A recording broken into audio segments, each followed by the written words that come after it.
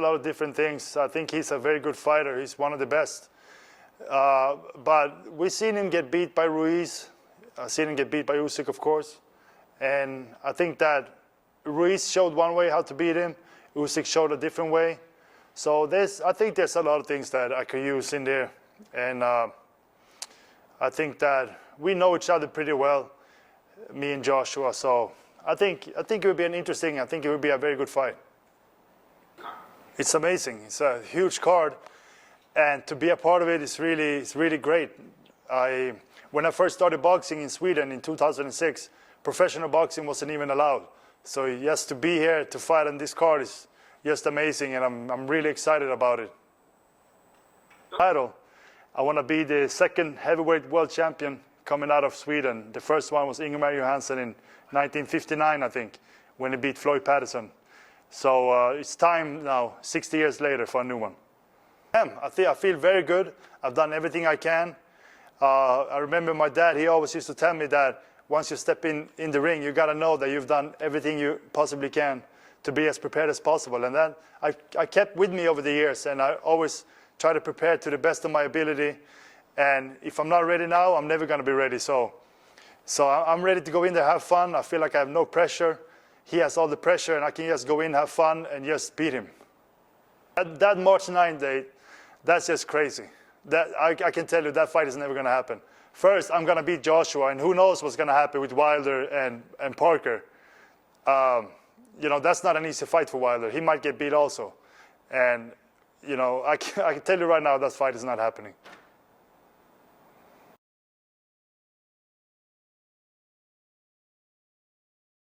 Every fight is like that.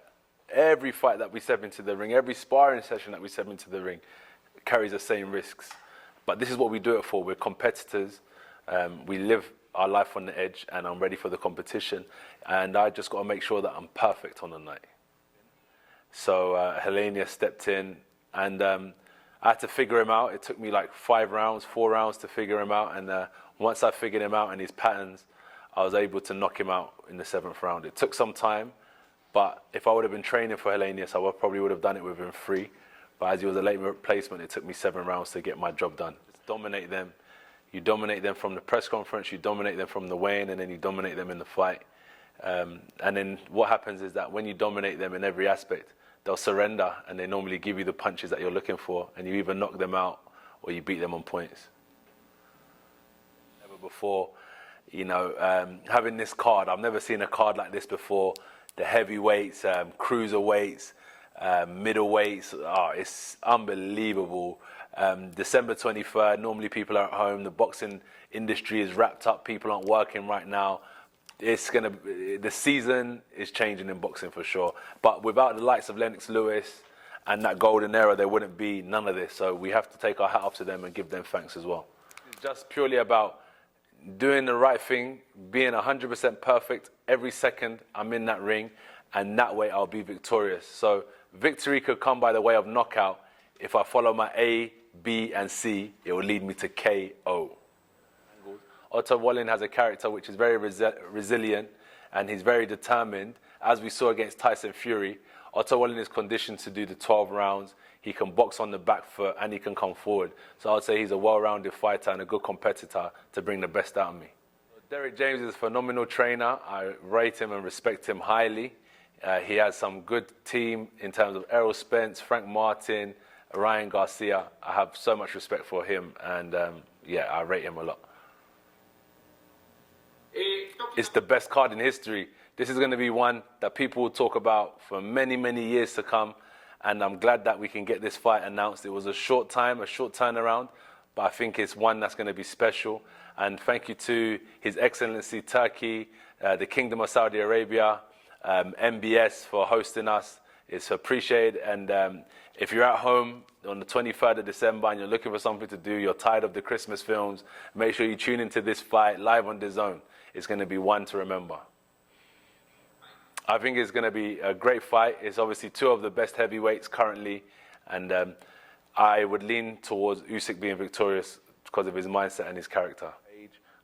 We revamped, shook up the team, and we're all moving in the right direction. I'm fully confident in my team. I'm fully confident in myself.